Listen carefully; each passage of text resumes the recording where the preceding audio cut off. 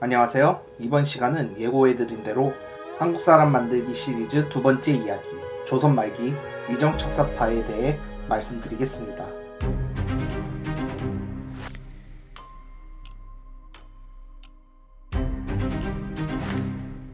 그들은 단지 외세를 배척한 고집스러운 집단이었을까요? 아니면 무너져가는 문명을 지키려 했던 마지막 지식인들이었을까요? 이제부터 그들의 사상, 역사, 그리고 선택의 의미를 함께 따라가 보겠습니다. 먼저 본격적인 이야기를 들어가기 전에 위정척사라는 개념부터 간단히 짚고 넘어가겠습니다. 위정척사란 정을 지키고 사를 물리친다는 뜻입니다. 여기서 정은 유교 문명, 도덕 질서를, 사는 서구 문명, 천주교, 청나라 등 당시 조선이 도덕적으로 배척했던 외부 요소 전반을 가리킵니다. 즉, 위정척사파는 단순한 외세 배척이 아니라 도덕적이고 문명적인 질서를 지키기 위해 현실을 시대착오적으로 거부한 철학적 저항자들이었습니다. 병자호란은 단순한 전쟁이 아니었습니다. 조선에게 명나라는 단지 강대국이 아니라 유교 문명의 전통이었습니다. 그 명나라가 무너졌다는 사실은 곧 세계 질서의 붕괴를 의미했습니다. 그리하여 조선은 자신을 소중화, 즉 문명의 계승자로 자처하게 됩니다. 청나라의 승리는 무력의 승리였지만 도덕적 패배로 인식되었습니다. 조선은 명예 멸망을 현실로 받아들이지 못했고 대신 유교 문명을 수호하려는 의식을 강화하게 됩니다. 이러한 흐름 속에서 조선의 지식인들은 자신들의 사명을 단순한 국가 보존이 아닌 문명의 계승과 수호로 인식하게 되었습니다. 이것의 위정척사 사상의 근간이 됩니다. 중국 내부에서도 명예몰락은 단순한 정권 교체가 아니었습니다. 그것은 유교 문명의 근본적 붕괴였습니다. 이에 오연무, 황종이 같은 지식인들은 기존의 성리학과 양명학 모두 비판하며 유교 자체에 대한 반성과 재구성을 시작합니다. 이렇게 시작된 것이 고증학이었습니다. 고증학은 경전을 맹목적으로 받아들이는 대신 역사적 맥락과 사실적 근거를 통해 새롭게 해석하려는 시도였습니다. 단순한 문헌 연구가 아니라 무너진 문명을 복원하려는 학문적 노력 그 자체였습니다. 이들은 명말청초 유학자들이 청나라를 단순한 오랑캐가 아닌 자신들의 이상을 실현할 수 있는 현실의 장으로 받아들이기 시작했고 결과적으로 만주족 정권의 핵심 관료로 성장하게 됩니다. 이러한 인식은 조선에도 영향을 주었지만 조선은 보다 이상적이고 윤리 중심적인 해석을 택했습니다. 명나라의 실패를 왕도 정치의 미실현으로 보며 성리학적 질서에 더욱 집착하게 됩니다. 18세기 후반 조선에 전래된 천주교는 기존 사회에 엄청난 충격을 안겨주었습니다. 천주교는 조상에게 제사하지 않으며 모든 인간은 신 앞에 평등하고 구원은 오직 믿음으로 이루어진다고 가르쳤습니다. 이러한 가르침은 유교 사회가 가장 중시하던 위기질서, 조상 숭배, 혈연 중심의 사회 윤리를 정면으로 부정하는 것이었습니다. 조선은 천주교를 단순한 종교적 이단이 아닌 문면적 반역으로 간주하였습니다. 이에 천주교 박해는 단순한 신앙 탄압이 아니라 문명을 수호하려는 방어적 행동으로 정당화됩니다. 위정척사파에게 천주교도는 단순한 정치 반역자가 아니라 유교 질서를 파괴하는 문명적 위협이었고 그들을 배척하는 행위는 유교 문명을 지키는 윤리적 실천이었습니다. 1840년 아편전쟁은 단순한 무역 분쟁이 아니었습니다. 유교 문명과 자본주의 문명의 정면 충돌이었습니다. 조선은 이 사건을 도덕 없는 서구의 탐욕이 유교적 질서를 무너뜨린 사건으로 보았습니다.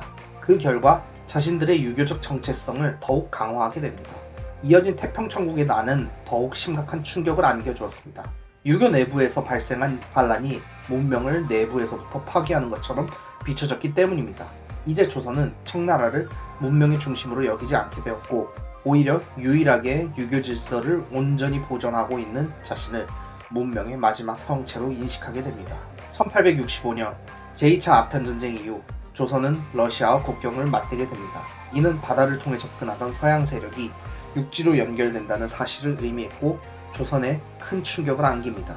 이에 흥선대원군은 천주교도였던 남종삼을 통해 프랑스와 외교적 접촉을 시도합니다. 그러나 베르네 주교는 이를 거절했고 러시아 동안 중앙아시아 공략을 우선시하며 조선을 당분간 방치하기로 합니다. 이후 위정척사파는 흥선대원군의 천주교 접촉 시도를 강하게 비판하였고 흥선대원군 또한 분노하여 대규모 박해를 단행합니다. 1866년 병인 박해와 그에 대한 프랑스의 보복인 병인 양요는 조선과 서구 문명의 충돌을 상징하는 사건이 됩니다. 프랑스군은 강화도를 공격했으나 조선군은 가까스로 이를 저지합니다. 이 사건은 반서양 정서를 폭발시키는 계기가 됩니다.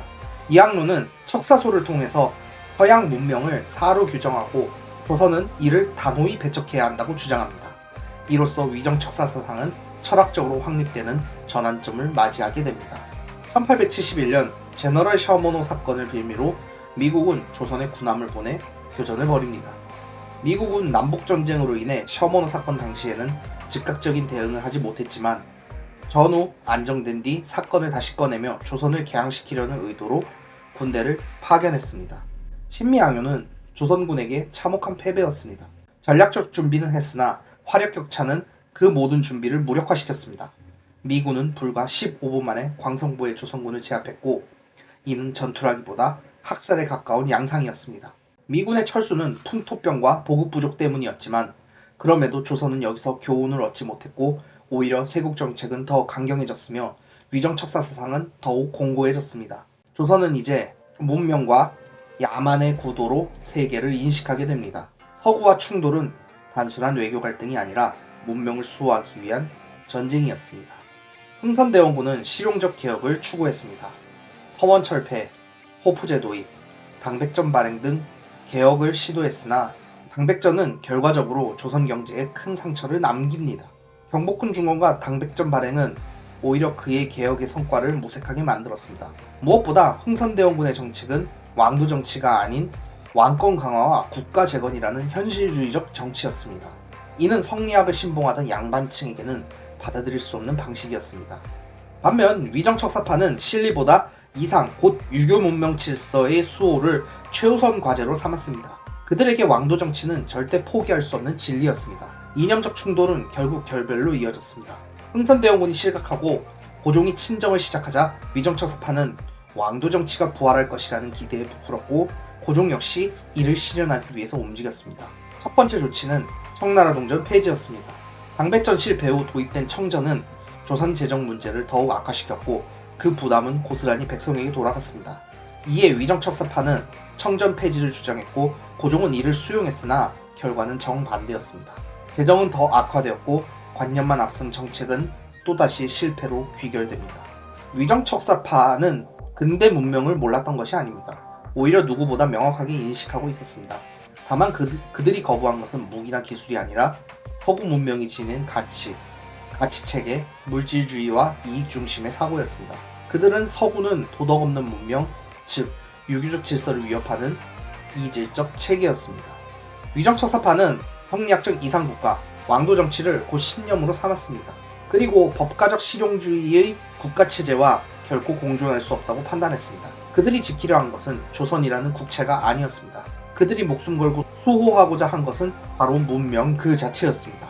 중국에서 시작된 유교 질서, 인간 사회를 통합한 도덕과 윤리체계, 그것이 무너지면 세상도 함께 무너진다는 것이 그들의 확신이었습니다. 그래서 그들은 근대를 문명의 붕괴로 인식했고 그 변화 속에서 조용히 그러나 확실히 밀려나기 시작한 것입니다. 다음 시간에는 조선에서 처음 전통의 껍질을 깨고 새로운 문명을 마주친 이들, 친일 개화파의 선택과 갈등에 대해 이야기하겠습니다. 감사합니다.